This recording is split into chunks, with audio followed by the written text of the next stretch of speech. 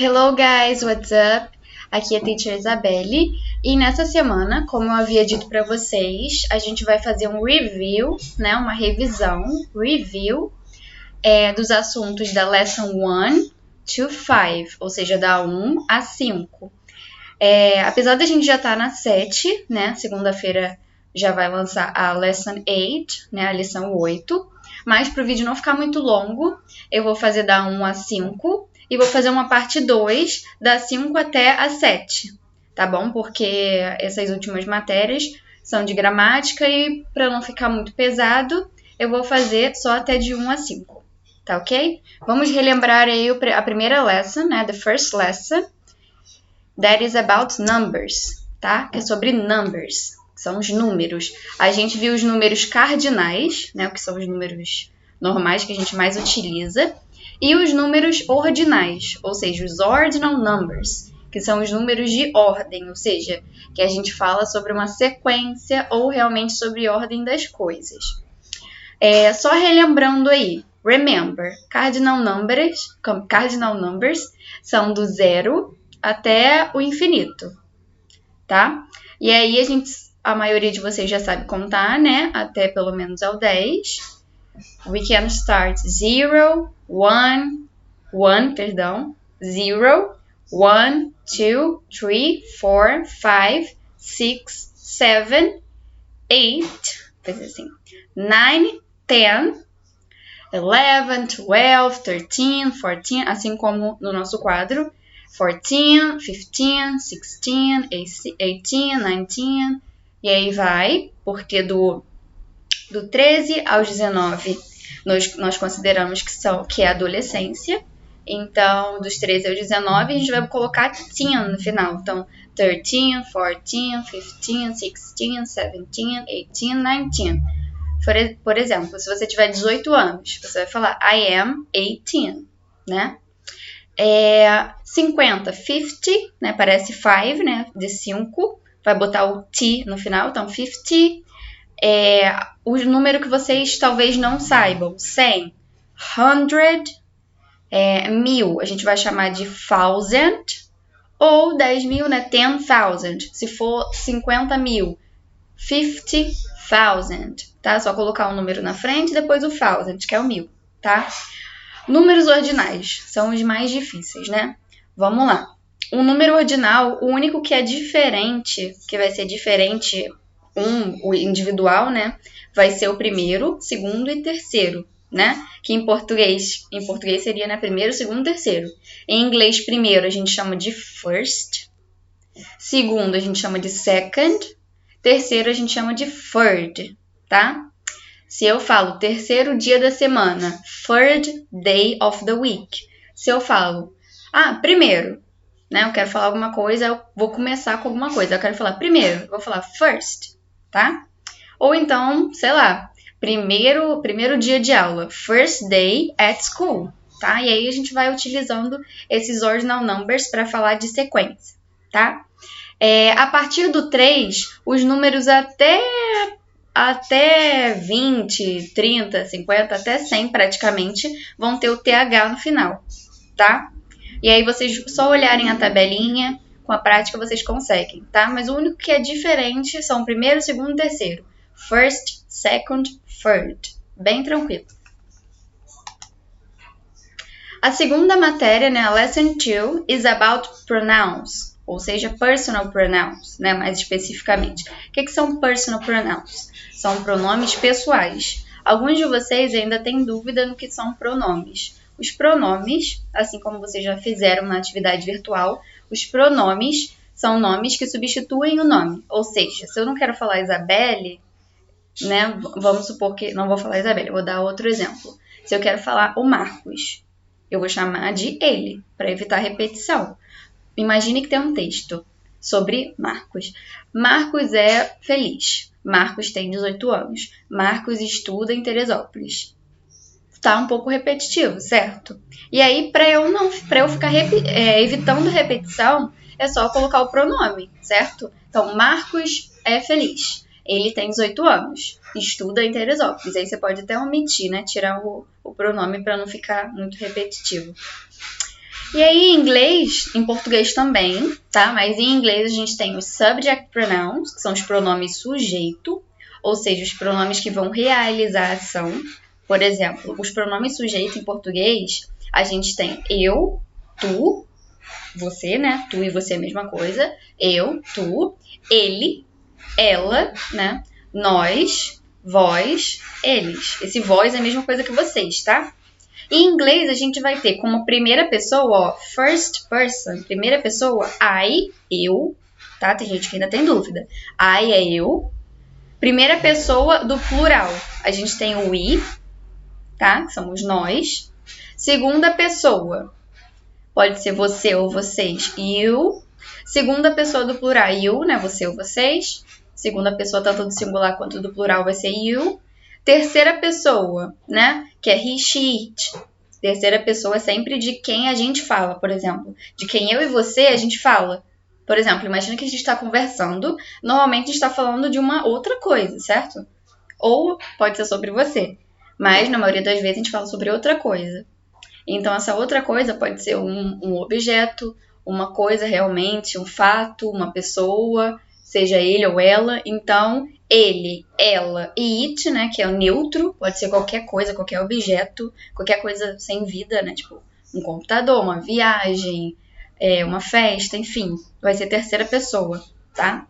Então, terceira pessoa he, she ou it. E they, que é eles ou elas, tá? Tem gente que erra às vezes quando numa questão, por exemplo, tá assim: Marcos e Felipe are friends. Então, Marcos e Felipe são amigos. Marcos e Felipe são duas pessoas, não são? Então, a gente pode substituir por they. Então, they are friends, tá?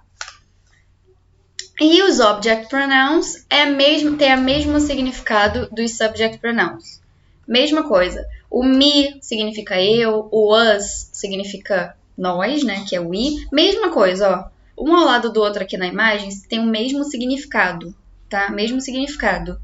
Só que a gente vai usar para contextos diferentes. Por exemplo, o pronome sujeito, ele vai estar sempre antes do verbo. Ou seja, ele sempre vai realizar uma ação. Por exemplo, se eu digo, eu amo você. O pronome sujeito, o eu, tá antes do amo, né? Porque eu amo você. Então, eu tô praticando, né, uma ação. Então, I love you. I primeiro, depois o verbo, depois o you.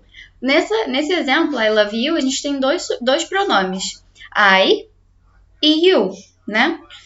O I é o sujeito e o é o objeto. Por quê? Eu amo quem? Você. Então, o pronome objeto, a gente vai sempre usar quando ele sofre a ação, não quando ele realiza. E aí a gente vai perceber que ele está sofrendo a ação quando ele vier depois de uma preposição. Preposição em inglês, prepositions. A gente tem como exemplo at, for, to, let me see, we have about, tá? Essas quatro são as que mais aparecem. At, for, to e about, tá? Então, sempre depois de preposição ou depois de verbo, a gente vai usar um object pronoun, tá? Quando vocês tiverem que completar alguma frase ou mesmo falar.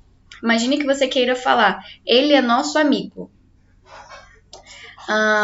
Não, ele é nosso amigo, a gente vai usar o pronome possessivo. Vamos imaginar aqui que esse presente é para ele. Vai ficar esse presente. This gift né? Is, verbo to be, para for. E aí ele, eu vou botar he? Não, eu vou botar him, que é o pronome objeto de he, de ele.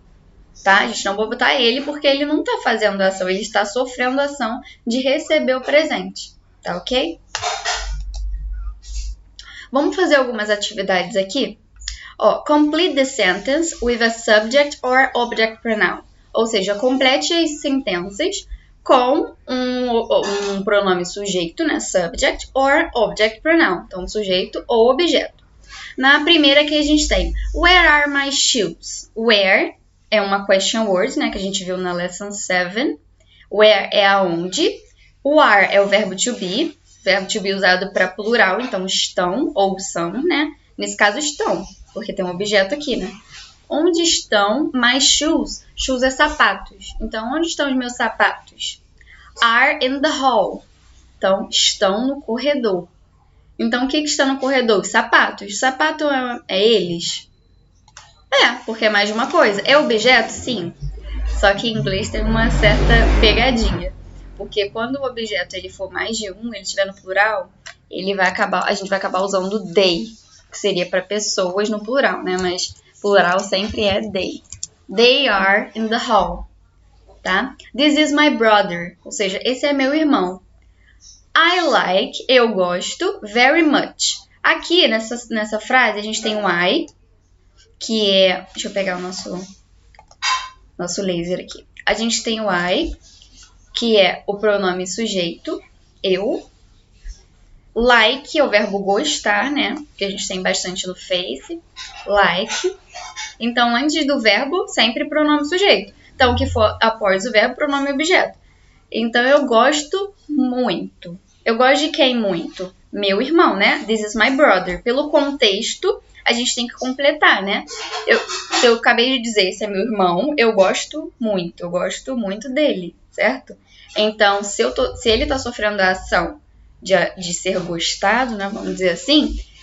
E se eu vou colocar um pronome após o verbo, vou ter que usar um pronome objeto, né? Então, o pronome objeto para ele vai ficar... Wait.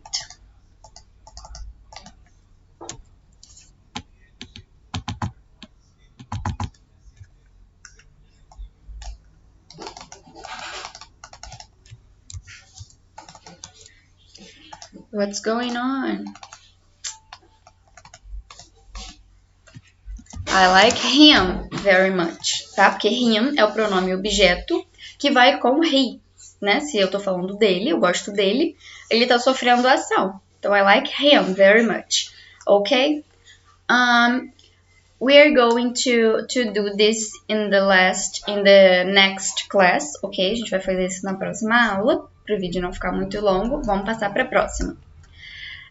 Na lesson 3, a gente tem o simple present. Simple present nada mais é do que o presente simples ou presente do indicativo na língua portuguesa, que é o quê? O presente normal, que indica coisas. Por exemplo, indica hábitos, assim como está aí no quadrinho purple, né, no roxo. Habits. Habit significa hábitos, tá? Então, simple present a gente vai usar quando a gente for falar de hábitos. Quando a gente for falar também de true in the present. O que é true in the present? É uma verdade no presente, ou seja, uma coisa, um fato, tá? Ou então, quando a gente for falar sobre future timetables ou schedules. O que é isso? São futuros eventos ou futuras coisas agendadas, tá? Quando a gente for falar também de fatos gerais ou verdades universais, tipo coisas que também são fatos. E aí, vamos dar um exemplo de cada coisa. Por exemplo, um exemplo de hábito a gente tem I always drink coffee at work, ou seja, eu sempre bebo café no trabalho. Se é um simple present, é um fato, né? E aí, o que vai diferenciar o simple present dos demais tempos? A gente vai colocar o verbo sem o to, porque a maioria dos verbos, todos os verbos, a gente quando pega, que nem no dicionário em português, a gente quer estudar um verbo chamado, sei lá, incomodar. Aí a gente vai lá e procura incomodar. No dicionário em inglês, os verbos ele vem com to na frente. Por quê? Porque ele vem sem conjugar, né? Sem conjugar nenhuma pessoa. Por exemplo, o verbo conjugado seria o verbo amar. Eu amo, ele ama, isso é conjugar, né? A gente trocar o finalzinho da palavra. Agora, você está sem conjugar amar, né? Amar, beber, partir, isso é sem conjugar. Isso se chama infinitivo. Então, no dicionário em inglês, você vai achar o verbo com to na frente, porque ele está sem conjugar. E aí, como que a gente vai formar o simple present? A gente vai colocar o verbo no infinitivo, porém sem o to, tá? Às vezes, a gente usa um advérbio de tempo. O que é um advérbio de tempo? Advérbio é uma palavra que ela está sempre antes do verbo, que ela vai indicar uma frequência com que algo acontece. Por exemplo, nessa primeira frase, a gente tem I always. Então, eu sempre bebo café. Eu posso falar eu nunca bebo café. I never drink coffee. tá? Ou então aqui na segunda frase. She gets up at 7 a.m. every day. Então, get up é um phrasal verb. Phrasal verb é um verbo que tem 2 verbos. E ele tem um significado. Get up é levantar. Então, ela levanta 7 horas da manhã todos os dias. Esse everyday é um advérbio de tempo. Ou seja, está junto do verbo e fala sobre tempo, tá? E aí, get up é o phrasal verb. É o verbo na sua forma normal sem o to, né? No infinitivo sem o to. Só que, por que tem esse S aqui? Porque na terceira pessoa, no presente simples, ou seja, o que é terceira pessoa? Ele, quando for nome de homem, ou for he, ou for she, ou for nome de mulher, né? Se for Marcela ou she, a gente vai colocar S. E também quando for it, né? Quando for it, que é o quê? It pode ser tanto cair uma frase escrito it, ou algo, né? Qualquer tipo de objeto ou coisa sem vida. Um objeto qualquer. Uma verdade no presente. O que seria uma verdade no presente? Algo que realmente acontece. Por exemplo, he works on Wall Street. Wall Street é uma rua que tem nos Estados Unidos, que é da Bolsa de Valores, tá? Então, ele trabalha em Wall Street. Então, isso é uma verdade do presente. Por exemplo, se você diz I study at Guapimirim. Então, eu estudo em Guapimirim, é uma verdade do presente. Então, eu vou usar presente simples. Então, o verbo study vai ficar na forma básica sem to. Então, I study. Você já fez um simple present, tá? Ou aqui, she is 60 years old. Ela é, né? Em inglês a gente fala que alguém é tantos anos, não que alguém tem, tá?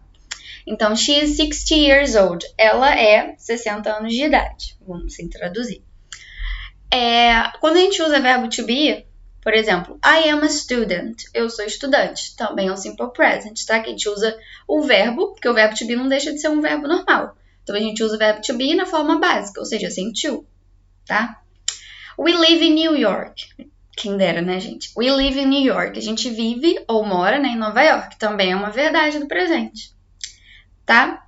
E assim por diante. A gente tem exemplos aqui, né? Aqui, ó, fatos gerais. Aqueles fatos sobre dados científicos. Normalmente a gente vê em jornal, né? Ou em notícias, tá? Por exemplo, the Earth is not flat.